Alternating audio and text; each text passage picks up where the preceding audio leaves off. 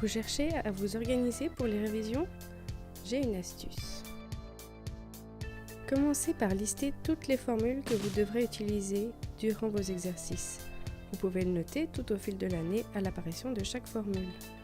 Munissez-vous ensuite d'une feuille où vous allez les coller. Attention, prenez un thé, il faut s'installer. Vous pouvez choisir par exemple une couleur par chapitre. Ici, j'ai des formules de l'année précédente en vert et l'année en cours en jaune. Mais on fait tout le temps référence à ces formules de l'année précédente. Donc je les colle ici un peu en mode brique pour construire un mur, le mur du savoir. À vous de choisir votre organisation.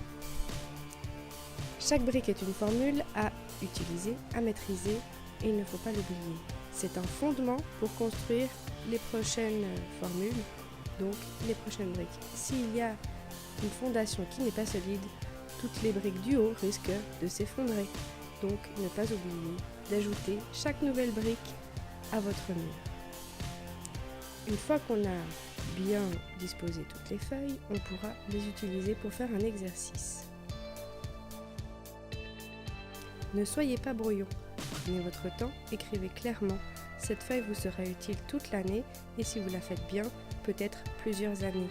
Cela vaudra peut-être la peine de la conserver dans une fourre plastifiée. On n'oublie pas d'ajouter à chaque fois qu'on a une nouvelle définition ou une nouvelle formule qu'il faut apprendre à maîtriser. Aujourd'hui, je vous propose un exercice de dérivation où on va combiner plusieurs formules. Et une petite astuce pour la factorisation. Est-ce que vous êtes prêts ?